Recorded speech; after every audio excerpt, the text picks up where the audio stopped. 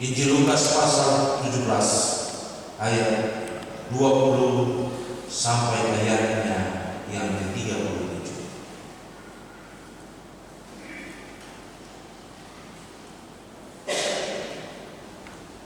Sebelum kita mendengarkan bagian firman Tuhan, mari kita berdoa.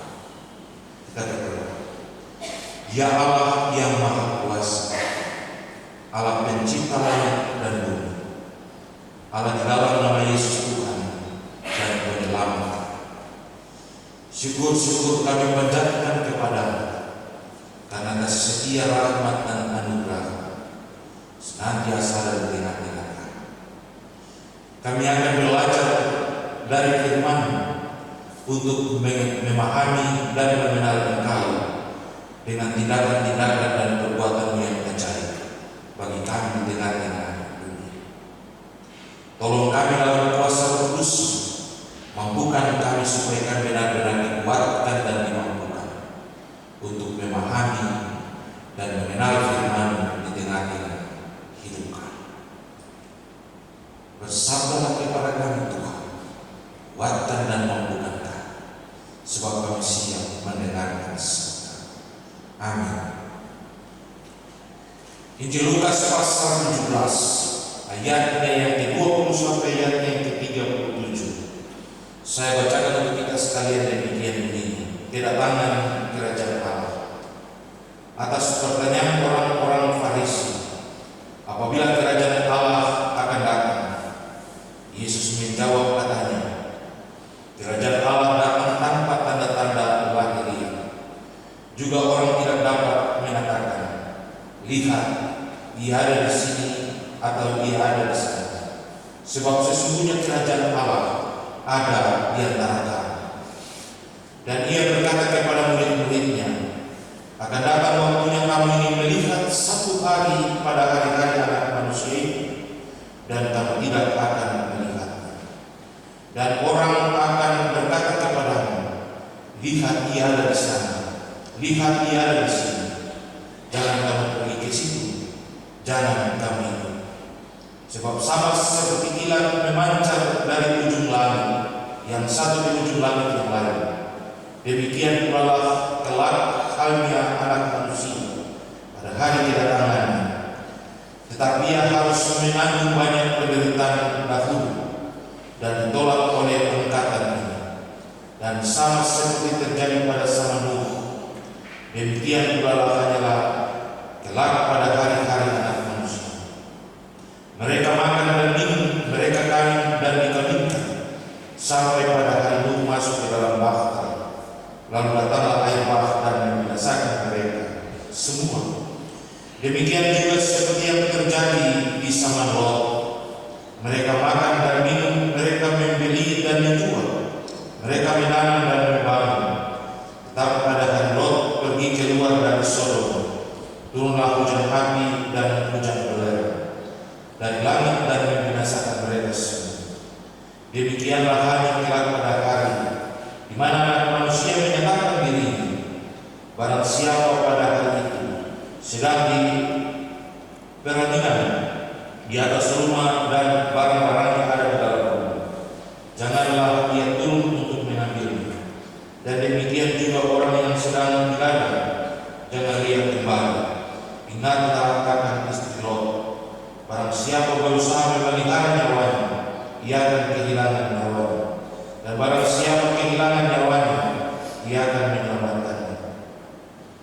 Aku berkata kepadamu, pada malam itu ada dua orang di atas satu tempat itu, yang seorang akan dibawa dan yang lain akan ditinggalkan. Ada dua orang perempuan bersama-sama menyilam, yang seorang akan dibawa dan yang lain akan ditinggalkan. Kalau ada dua orang di ladang, yang seorang akan dibawa dan yang lain akan ditinggalkan. Kata mereka kepada Yesus, di mana Tuhan?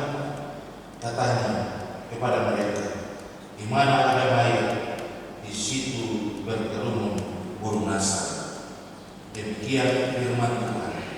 Yang berbahagia kita semua yang mendengarkan bagian firman Tuhan dan mau memperlakukan di tengah-tengah hidup kita hari ini. Jemaat yang diberkati Tuhan, dari bacaan kita hari ini, Lukas pasal 20 ayat 17 ayat 20 sampai 37. Kita akan memahami bagian firman Tuhan ini dengan sebuah catatan tema, Kerajaan Allah dimulai bersama Yesus Kristus. Kerajaan Allah dimulai bersama Yesus Kristus. GKI Genap Tanah Papua memiliki visi dan misi yang harus diwujudkan dan dilakukan dengan gereja ini dalam seluruh tatanan pelayanan yang harus dilakukan. Misi GKI Tanah Papua adalah Kerajaan Allah, Injil Kerajaan Allah, dan visi dari GKI Tanah Papua adalah menghadirkan tanda-tanda Kerajaan Allah itu di tengah-tengah dunia.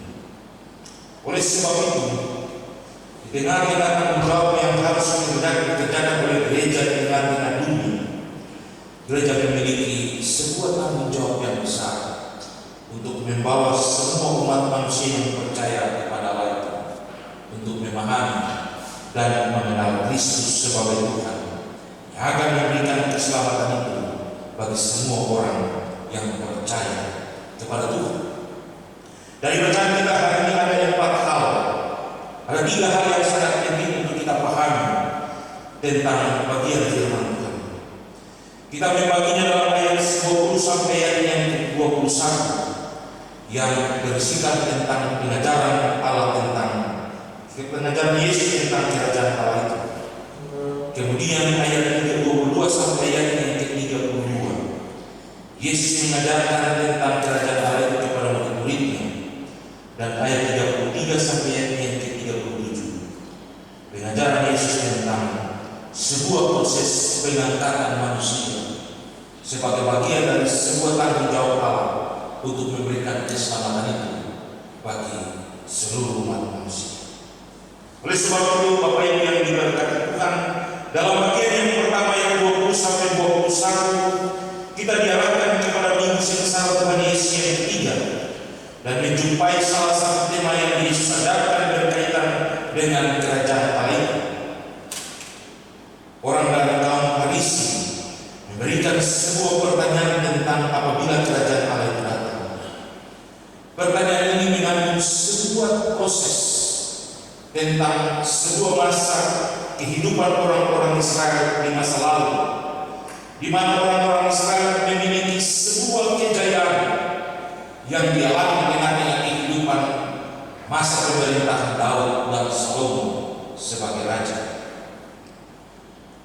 Orang-orang Israel mengalami sebuah situasi yang begitu menyenangkan ketika Daud dan Salomo itu memberikan sebuah situasi yang begitu menyenangkan di tengah-tengah mereka. Dan ketika mereka ada di tengah-tengah kehidupan mereka dalam sebuah proses kehidupan kesulitan, ketika mereka ada di tengah-tengah kehidupan yang dikuasai oleh pemerintahan Romawi, orang-orang Israel mengalami sebuah situasi yang begitu menyulitkan. Ada sebuah kelompok yang dinamakan kelompok Yudaisme, memiliki pengantar, memiliki sebuah pemahaman yang luar biasa tentang kerajaan Allah, di mana kehadiran Yesus dipandang sebagai suatu sosok yang benar-benar akan membangkitkan mereka di masa kejayaan di zaman Salomo dan Daud. Sehingga kehadiran Yesus memberikan sebuah pengharapan bagi orang-orang Israel, lebih khusus tentang kepada orang-orang Yudaisme, bahwa Yesus benar-benar akan memberikan keselamatan dan kebahagiaan bagi mereka. Karena Dia sendiri bilang, "Aku datang untuk menyelamatkan semua umat manusia." Itu persoalan yang sangat penting yang dipandang dan dilihat oleh orang-orang Israel saat itu dalam sebuah konteks kehidupan, pengharapan atas sebuah kebebasan di tengah-tengah hidup mereka.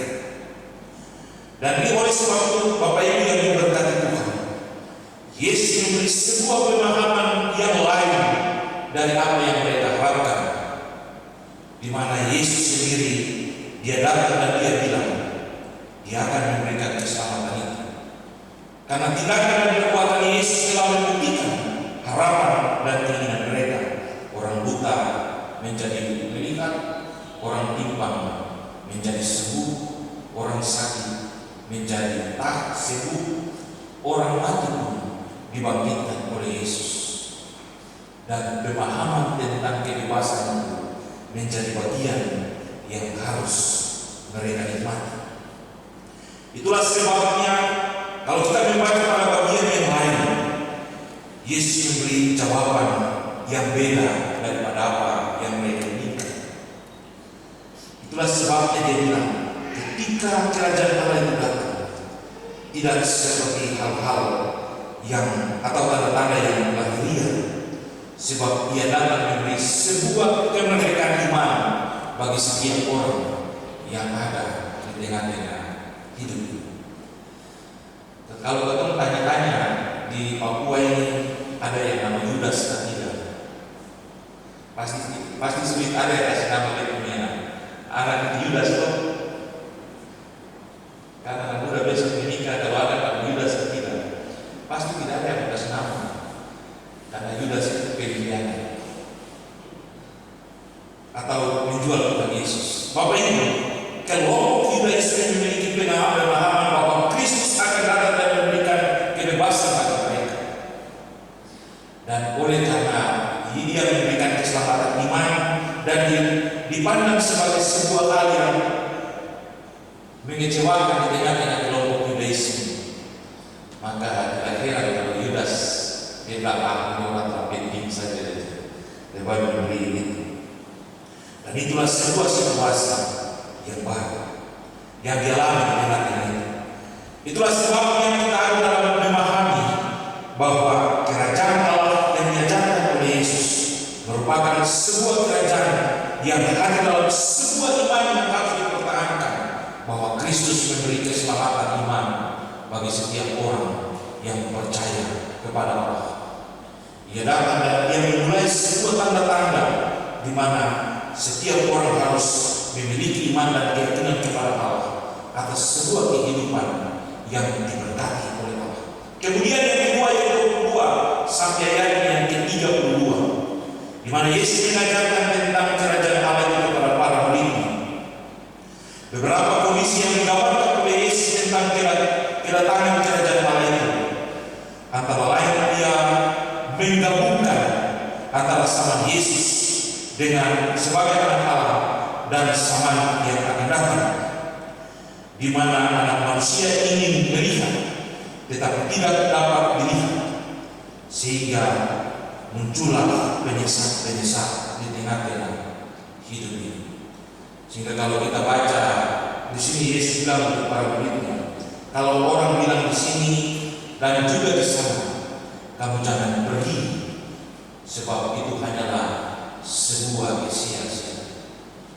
Kita biasa ada dan bisa memberikan sebuah situasi yang membuat orang lain bangga dan senang terhadap kita. Kita bisa mendengar dan melihat orang bisa berbuat sesuatu yang membuat kita memiliki sebuah rasa mengidolakan orang tersebut. Tetapi Yesus memberi sebuah pemahaman kepada para muridnya untuk mereka menunjukkan sebuah keyakinan dan segala hal yang harus mereka lakukan tentang Allah itu. Karena anak manusia dia datang dan dia akan memberi keselamatan bagi orang yang setia, orang yang taat, orang yang senantiasa memberikan yang terbaik di tengah-tengah hidupnya untuk kerajaan Allah. Sehingga kalau kita baca dalam bagian ini dikatakan bahwa kerajaan Allah itu ada di sekitar kita. Artinya bahwa melakukan sebuah tindakan kerajaan Allah di tengah-tengah hidup ini bukan berarti bahwa kita menunjukkan sebuah ketaatan dan kesetiaan kita kepada sesuatu hal yang menyenangkan, tapi bagaimana kita mampu menghadirkan tanda-tanda kerajaan Allah itu. Datang ke gereja, dengar firman, kasihilah sesama manusia, pulang dari rumah, berbagi dan mengasihi sesama. Itu berarti kita telah melaksanakan tanda-tanda kerajaan Allah itu. Itu yang dilakukan oleh gereja, yang diajarkan oleh Yesus, supaya bagaimana kita ada dan melakukan tanda-tanda kerajaan Allah itu di tengah-tengah hidup. Yesus juga mengajarkan kepada para muridnya untuk mereka bisa memahami bahwa saatnya akan tiba orang akan semua orang akan bersatu bagaimana memunculkan sebuah situasi yang membuat orang bangga dan senang terhadap dirinya. Ia melukiskan itu, dikatakan bahwa saatnya seperti kilat yang memancar dari ujung langit ke ujung langit yang lain. Dan konteks ini digambarkan oleh Yesus bahwa anak manusia akan datang seperti sebuah situasi yang membuat semua orang kaget dan ada dalam situasi yang begitu mencekam. Kilat yang memancar atau melakukan sebuah tindakan yang membuat orang takut. Kalau dulu tinggal di Maibrat, mungkin daerah ketinggian, jadi kalau awan sudah gelap, mulai hujan sudah mulai datang, kita lihat kilat di bawah dari langit seperti tanah seperti di sini, di situ, di sini, semua, dan kita tinggal nonton di luar. Dan kalau situasi itu anak-anak itu masuk dalam kamar dan tutup telinga dan lain sebagainya, sudah takut setengah mati. Dan Yesus menggambarkan kedatangan Tuhan itu, kedatangan kerajaan Allah itu seperti sebuah situasi yang membuat orang bingung dan tidak tahu arah kemana. Tetapi untuk menjelaskan tentang kedatangan anak manusia sebagai bagian dari memulai sebuah karya keselamatan dalam kerajaan Allah itu, dia dikatakan bahwa anak manusia itu akan datang, tetapi dia akan menanggung banyak penderitaan.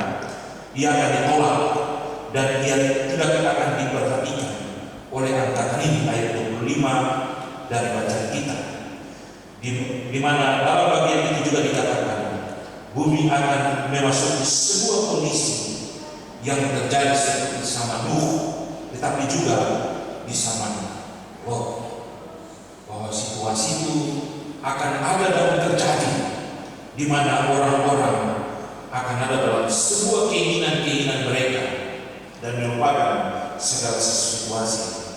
Di zaman Yesaya bilang, pada saatnya Tuhan akan menampi setiap orang seperti menampi beras, yang baik itu dipakai, yang tidak baik itu dibuang, sehingga dia berkata yang sisa-sisa itu akan diselamatkan.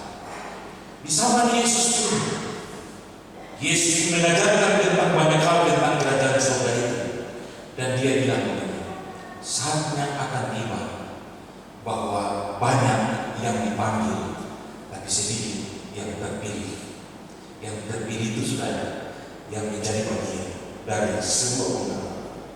Itulah sebabnya di zaman Nuh dia bilang, pada akhirnya semua orang tidak akan mendengar, dan saatnya akan tiba ketika mereka sibuk dengan segala kesibukan mereka, dan ketika Nuh naik ke bangkai, Tuhan mendatangkan air bah dan membinasakan mereka semua.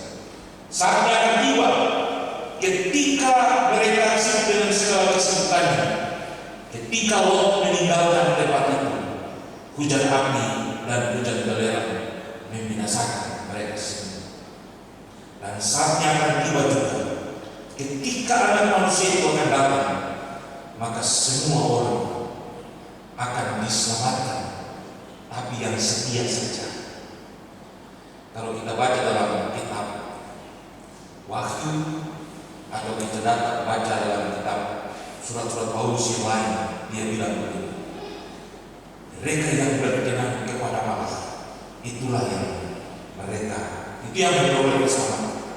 Kemudian bagian yang ketiga, Bapak Ibu, ayat 33 sampai 37, Yesus mengajarkan tentang sebuah proses pengangkatan manusia, artinya sebuah keselamatan yang benar-benar diberikan kepada semua orang yang setia dan taat kepada Allah dalam sebuah tanggung jawab yang mereka kerjakan.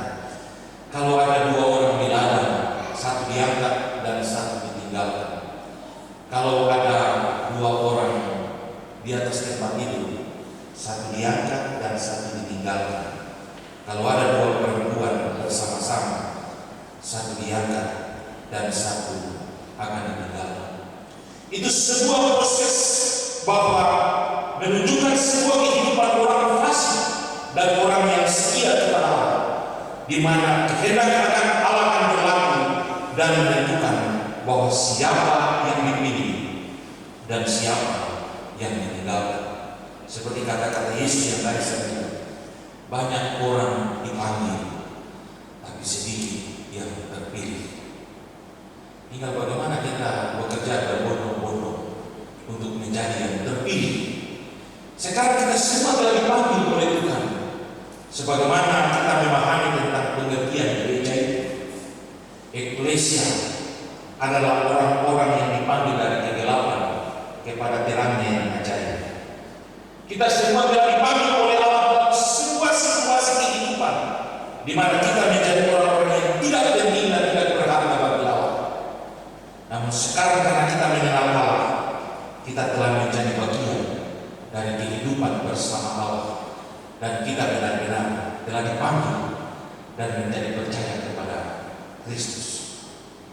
Tinggal persoalan kita berbondong-bondong untuk mencari sebagai orang-orang terpilih, sebagai orang-orang terpilih, maka kita akan menjadi yang luar biasa. Bagaimana caranya kita harus melaksanakan tanda-tanda kerajaan Allah itu di tengah-tengah dunia? Kita ada pada minggu sengsara Tuhan Yesus yang ketiga. Yesus telah melaksanakan sebuah tugas dan tanggung jawab yang begitu besar dalam melaksanakan kehendak Allah di tengah-tengah dunia ini. Pergi jadikan semua bangsa itu. Yesus telah melaksanakan itu. Kalau dalam kitab Filipi pasal 2 dikatakan, Ia yang berkuasa, Ia yang lebih besar dari segala-galanya, merendahkan diri dan menjadi sama seperti manusia. Dan Dia menjalani semua itu sebagai bagian dari sebuah proses tanda kerajaan Allah di tengah-tengah dunia. Itulah sebabnya tema kita dia bilang, tanda kerajaan Allah itu dimulai bersama dengan Yesus. Kehadiran Yesus membawa tanda-tanda kerajaan Allah itu. Tanggung jawab manusia yang percaya kepada Allah melaksanakan tanda-tanda kerajaan Allah itu, supaya kita benar-benar dipilih sebagai sosok yang penting bagi Allah. Dalam pelayanan gereja, kita kenal 3 hal yang penting: koinonia, marturia, dan diakonia. Pelayanan, kesaksian, dan pelayanan kasih. Kita bisa ada persekutuan, membangun persekutuan di tengah-tengah hidup ini. Itu tanggung jawab kita. Yesus datang dan Dia pertama melakukan adalah memberikan sebuah persekutuan di tengah-tengah tanggung jawab pekerjaan. Dia datang dan Dia memanggil semua orang. Marilah kepadaku hai kamu yang letih sudah berberat, aku akan memberi kelegaan kepadamu. Beban yang diberikan itu ringan, dan segala hal yang diberikan itu enak untuk dipikul. Yesus mengajak semua untuk ada dan membangun sebuah kebersamaan persekutuan di tengah-tengah hidup mereka yang disebut dengan diakonia itu. Dan Dia membuat mereka dalam sebuah lingkaran yang ada dalam kebersamaan. Ketika mereka ada dalam kebersamaan, Ia memberikan sebuah pengajaran, kesaksian di tengah-tengah kehidupan mereka tentang kerajaan Allah itu. Dan ketika Dia harus hadir di tengah-tengah pelayanannya, Dia bilang, aku datang untuk memberi keselamatan bagi mereka. Dia melakukan pelayanan kasih bagi semua orang.